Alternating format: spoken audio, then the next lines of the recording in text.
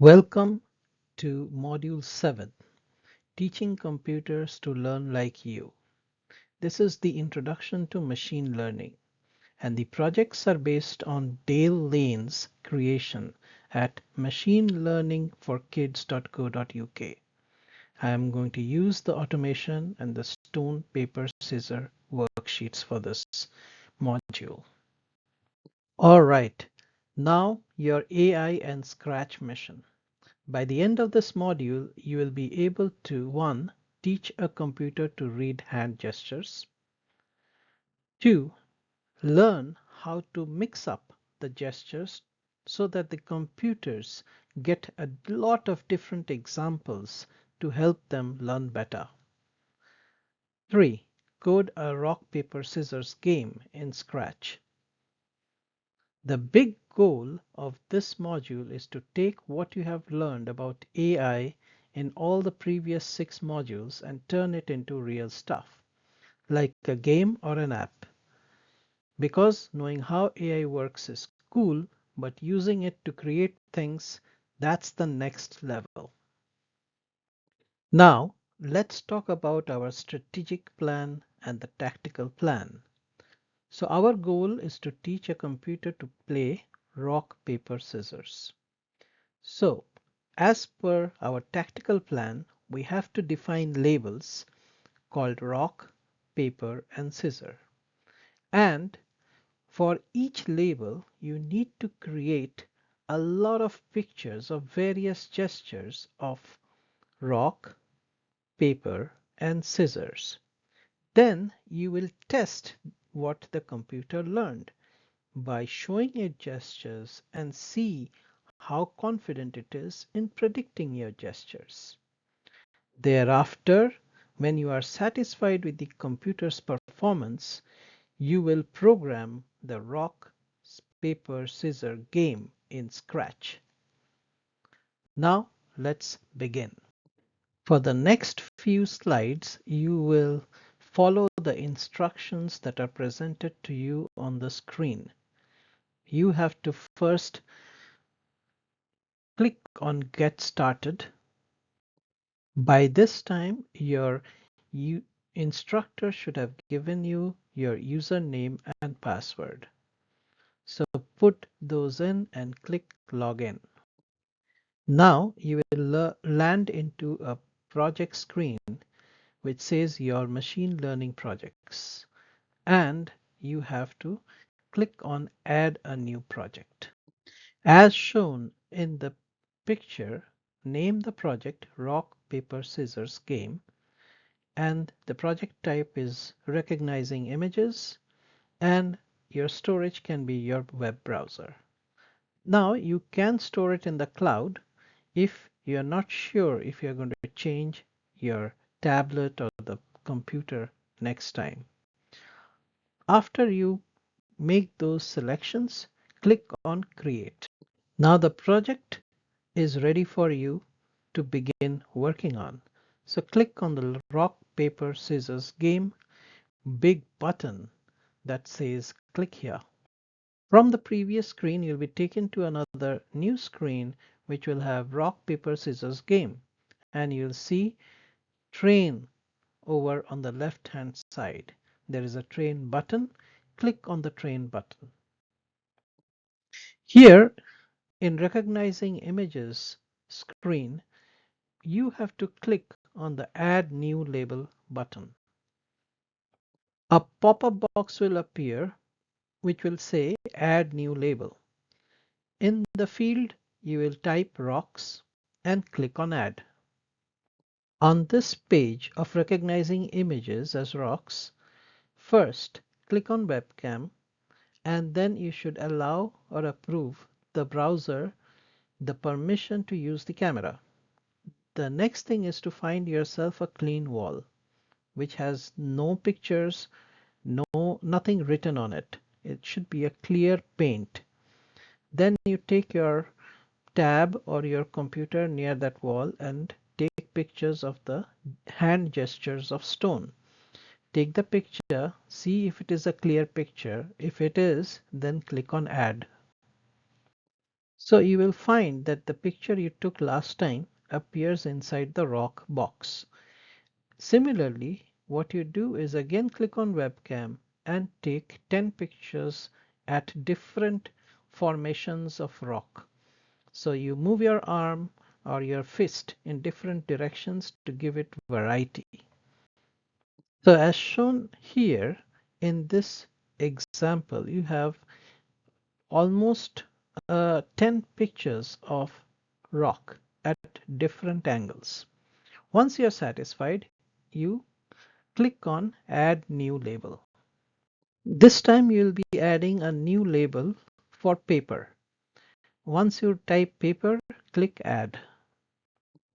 Similarly, as you did for rock, you make 10 gestures for paper with your hand, and then once you're satisfied, save all of them so that they appear in that paper box, and you click on Add New Label.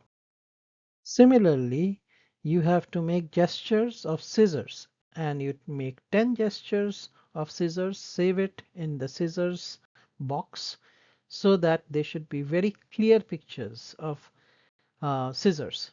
After you are satisfied, you click back to project. Now you have trained your computer to identify different gestures, but you need to test whether the computer can be confident enough to identify those gestures accurately. So click on Learn and Test. So you will be taken at this point to the project screen where you will get a button called Train New Machine Learning Model. So you click on this button and you wait till the training is complete and the model is available. After that, you click back to project. What have we done so far? We have started to train a computer or an AI model to recognize images as rock, paper, scissors. And you have taken lots of pictures of each of these labels, rock, paper, scissors, and uploaded them to the computer. And those pictures are used to train the machine learning model. So what we have done is essentially conducted supervised learning because of the way you supervise the computer's training. So what is expected is that the computer will learn from these patterns in the colors and the shapes of the photos that you have given it.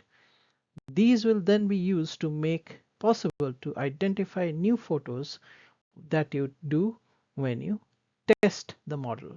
So after you're satisfied with testing the model, you click on Make to go and create your Sketch program.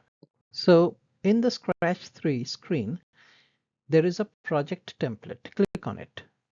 Browse the page down till you find rock, paper, scissors. Once you do, click on it.